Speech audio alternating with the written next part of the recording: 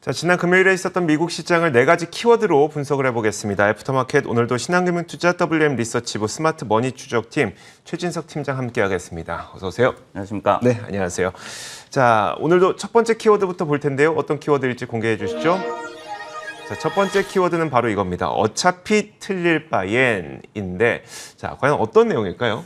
네, 지난주에 이제 금요일에 공개가 됐던 미국 노동부의 고용 보고서도 컨센서스와 괴리가 굉장히 심각했죠. 네. 근데 이렇게 경제 전망이 어차피 좀 틀릴 바에는 전망을 아예 하지 않겠다라는 기관이 등장해서 관련된 내용을 준비를 해봤습니다.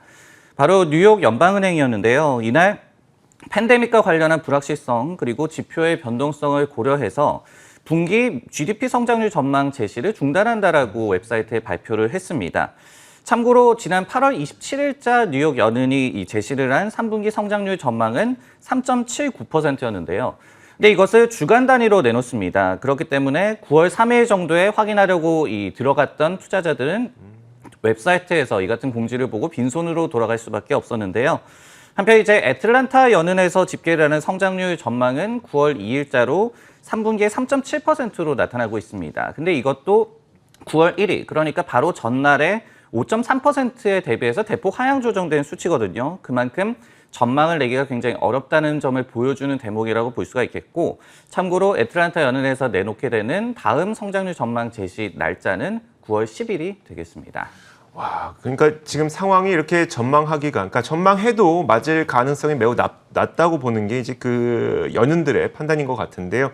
8월 고용지표 부진으로 인해서 이제 그래도 다행인 것은 9월 테이퍼링 발표 가능성은 좀 줄어들었다는 느낌도 들거든요. 자, 우리가 좀 짧은 기간 동안 주목해봐야 될 주요 지표들이 있다면 어떤 게 있을까요? 네, 일단은 고용은 지나갔고, 네. 그러면 이제 다음에는 물가 지표를 좀 주목해야 한다는 의견이 있는 것 같아요.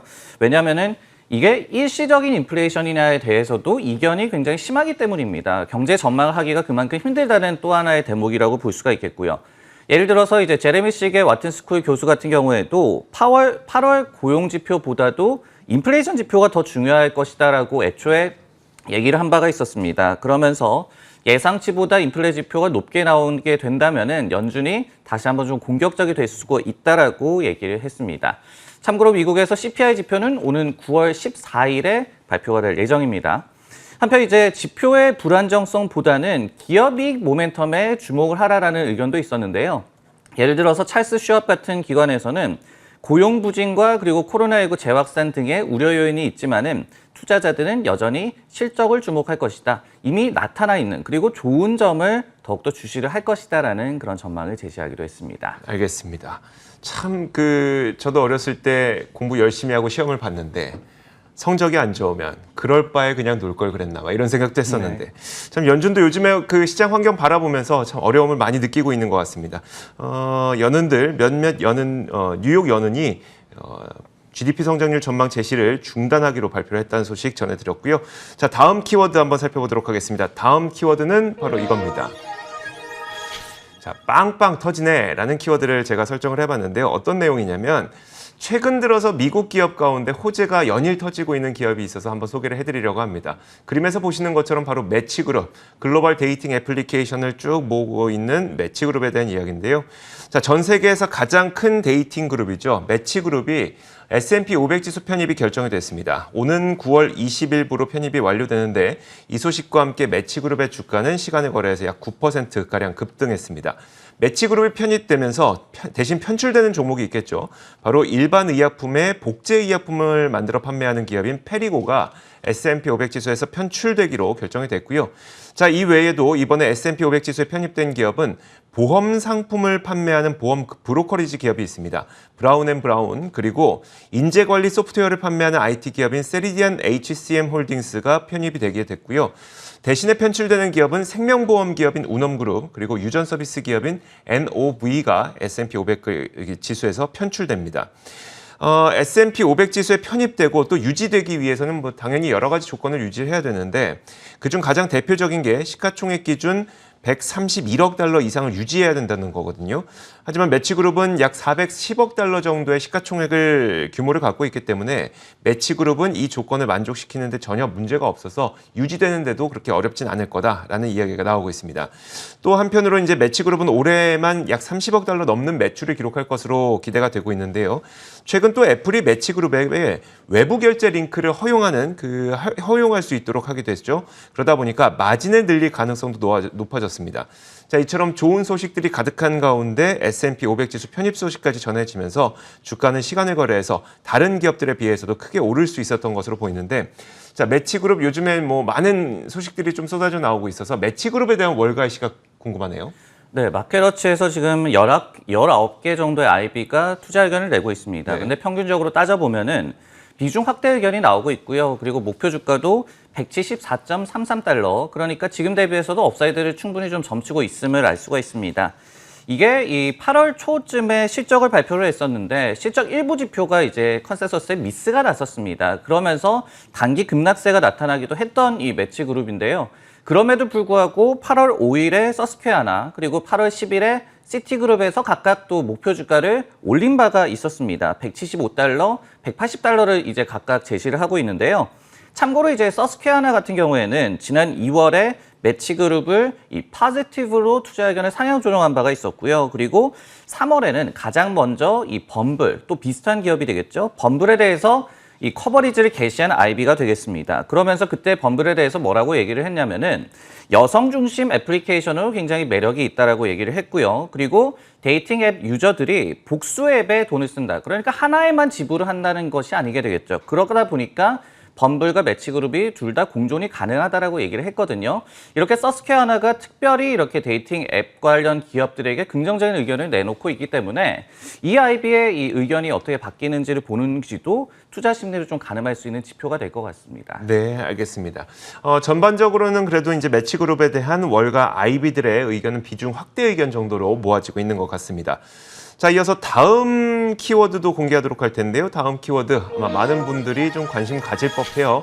자, 반도체 천하인데 이 반도체 천하 어떤 이유에서 이런 키워드를 설정해 주셨을까요? 네, 지난주 금요일 미국장에서도 반도체 업종이 전체 시장을 아웃퍼폼을 했죠. 네. 피델리티에 따르면은 한 0.8% 정도 상승을 하면서 주요 지수보다도 굉장히 좋은 흐름을 이번에도 보여줬는데 이렇게 좀 반도체 천하, 정말 반도체가 가장 잘 나간다는 점을 보여주는 자료가 나와서 이 부분을 좀 소개해드리려고 합니다.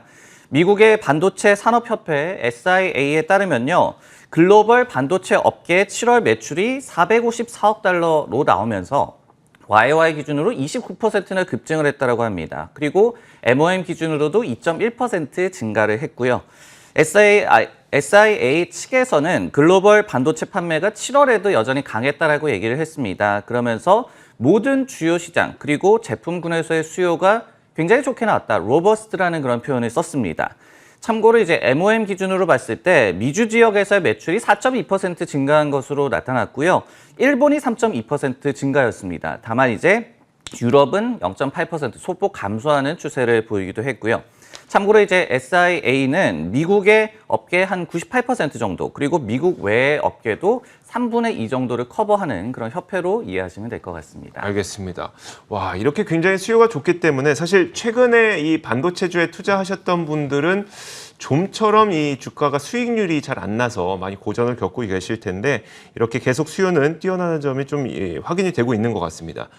이런 가운데 미국 시장에서는 가장 놀라운 상승률을 보여주고 있는 기업이 바로 엔비디아인데요. 엔비디아 지난주 금요일에도 신고가를 경신했어요. 2% 정도 상승하면서 네. 신고가를 다시 한번 경신을 했어요. 그러면서 올해 약 한 75% 정도 상승을 했는데 이날은 이제 주가 상승을 견인한 것이 그래도 추가 상승 여지가 남았다라는 좋은 투자 의견을 냈던 이 IB가 등장했기 때문이었습니다. 제프리스에서 매수 의견을 유지를 하면서 목표 주가를 233달러에서 260달러로 상향 조정을 했는데요. 그러면서 업사이드를 한 14% 정도 점쳤다라고 보시면 될 것 같습니다. 소프트웨어와 그리고 데이터 센터 부문에서의 모멘텀이 여전히 강하다라고 분석을 제시를 했고요. 그렇기 때문에 이제 엔비디아가 정말로 최근에 반도체 천하 가운데서도 이 더욱더 좀 눈에 띄는 독보적인 움직임을 좀 보여주고 있습니다. 최근 보도에 또 따르면요, 엔비디아가 다음 달에 암홀딩스 인수와 관련한 유럽 당국의 승인을 시도할 것으로 예상이 되고 있거든요. 이 간간히 암 인수가 조금은 힘들 것이다, 좀 네. 굴곡이 있을 것이다는 얘기가 나오면서 규제 리스크가 불거지면서 단기적으로 좀 하락하는 구간도 있었지만은 이내 좀 회복을 하면서 주가 흐름이 괜찮았기 때문에 이번에 유럽 당국에서의 승인이 어떻게 좀 풀릴지도 단기적으로는 좀 주요 이슈가 될 것 같습니다. 그러면 그러니까 사실 그 반도체 업황이 최근에 약간 그 뭐라고 할까요? 업황이 아니라 주가의 흐름이 좀 다소 부진했던 이유는 디램 가격이 떨어진다 뭐 이런 이유 아니었겠습니까? 그런 가운데서도 불구하고 이런 엔비디아라든지 아니면 다른 반도체 수요는 전체가 다 강하다라는 건데 이게 좀 어떤 식으로 이해를 해야 되는 걸까요? 일단은 메모리와 비메모리를 좀 떼놓고 봐야 될 것 같아요. 네네. 말씀을 해주신 부분은 그 모건 스탠리에서도 그런 얘기를 했었고, 그리고 뭐 디램 익스체인지에서도 메모리 업황에 대해서 조금은 이제 사이클이 끝났다. 네네. 그리고 가격이 하락하기 시작할 것이다라는 얘기를 했는데, 메모리는 그래서 좀 안 좋을 수는 있습니다. 근데 필라델피아 반도체 지수에 우리가 구성을 뜯어놓고 보면은 네네. 이 마이크론이라든지 그리고 뭐 TSMC까지 포함을 해서 메모리와 파운드리 업체들의 비중은 10%가 안 돼요. 근데 그러면 어디가 많이 차지를 하고 있느냐? 엔비디아, 뭐 브로드컴, 퀄컴 이 같은 시스템 반도체라든지 아니면 우리가 또 로직 반도체라고 얘기를 하는 네네. 그 부분이 좀 많이 차지를 하고 있기 때문에 필라델피아 지수가 잘 가면서 이런 기업들도 잘 가는 것이고, 그런데 필라델피아 반도체 지수는 괜찮은데 왜 마이크론이나 뭐 삼성전자는 주가 흐름이 네네. 부진할까? 당연히 그 지수에 포함되어 있는 그런 비중이 적고, 그리고 메모리 업황에 대해서는 좀 따로 생각을 하시는 게 좋을 것 같습니다. 알겠습니다. 알겠습니다. 자, 이어서 다음 키워드도 한번 보도록 하겠습니다. 다음 키워드는 바로 이겁니다. 자, 목표가 줄 상향이라는 키워드인데요. 호실적이 발표된 이후에 목표가가 상향되는 경우는 뭐 다들 많이 보셨을 텐데 줄 상향이 있는 경우는 그렇게 흔치 않습니다. 그런데 이제 이번에도 또 그런 기업이 나와서 소개를 해드릴 텐데요. 바로 도큐사인에 대한 이야기입니다. 자, 도큐사인이 실적을 발표한 이후에 월가의 반응이 매우 뜨거웠습니다. 자, 발표 직후 최소 7곳 이상의 IB에서 목표가를 상향했는데 목표가 줄 상향이 나오는 일이 흔치 않죠. 그러면서 이날 주가도 뭐 5%나 크게 올랐습니다. 실적의 핵심부터 한번 살펴보자면 전체 매출은 50% 늘었고요. 가장 중요한 게 이제 구독 기반 매출인데 이 구독 기반 매출 성장률은 52%로 예상보다 빨랐습니다. 다음 분기 가이던스 역시 기대 이상이었었는데요. 도큐사인은 3분기 매출이 5억 2,600만 달러에서 약 5억 3,200만 달러 정도를 기록할 것으로 예상을 했고 월가 예상치가 5억 2천만 달러 정도니까 가이던스의 하단마저도 월가 예상을 웃도는 아주 긍정적인 가이던스를 내놓은 겁니다. 뭐 연간 매출도 마찬가지로 높은 가이던스를 제시를 했고요. 자, 이번 실적이 놀라운 이유는 따로 있는데 도큐사인은 여러분들도 아시겠지만 대표적인 팬데믹 수혜를 받았던 기업 가운데 하나입니다. 재택근무 관련주죠. 그러다 보니까 리오프닝과 함께 실망스러울 수도 있겠다는 우려가 있었어요. 왜냐하면 최근에 뭐 준비디오의 경우에는 성장 둔화에 대한 우려 때문에 주가가 급락하기도 했기 때문에 도큐사인도 좀 비슷한 거 아니야? 이런 걱정거리가 있었죠. 하지만 도큐사인은 정반대였습니다. 도큐사인이 발표한 바에 따르면 100만 곳 넘는 고객사들을 통해서 약 10억 명 넘는 유저가 도큐사인을 사용하고 있다고 밝혔는데 리오프닝 때문에 성장 속도가 둔화된 준비디오와 달리 도큐사인은 리오프닝에도 이 붐은 지속되고 있다는 것을 증명했던 실적을 내놨습니다. 그러다 보니까 최소 7곳 이상이 목표가를 상향했고 목표 주가의 평균 목표가는 338달러를 기록하고 있다고 하는데요. 자, 줌과 달리 도큐사인은 리오프닝에도 좋은 모습을 보이고 있어요. 그 이유가 무엇인지와 함께 월가의 시각도 궁금해요. 네, 주가 흐름의 좀 차이를 준비디오와 좀 생각을 해보면은 저는 일단 이번에 실적 발표한 후에 경영진의 좀 발언의 차이가 있었다. 경영진의 자신감의 차이가 있었다라고 말씀을 좀 드리고 싶어요. 왜 이런 말씀을 드리냐면은 예를 들어서 준비디오의 경영진은 이번에 이런 얘기를 했습니다. 코로나19 이후에 전환기를 맞고 있다라고 언급을 했고요. 그리고 대기업 고객 기반은 견고하다라고 얘기를 했지만은 소기업 고객들의 이탈이 조금씩 감지가 되고 있다라고 얘기를 했어요. 반면에 이제 도큐사인의 경영진 같은 경우에는 연매출 기준으로 전체 시장 내에서의 침투율이 5%가 불과하다라고 얘기를 하면서 향후 수년간 고성장이 자신을 한다라고 또 자신감을 내비쳤습니다. 이런 부분이 이제 주가 반응에서 좀 차이를 빚어내지 않았을까라는 생각이 들고요.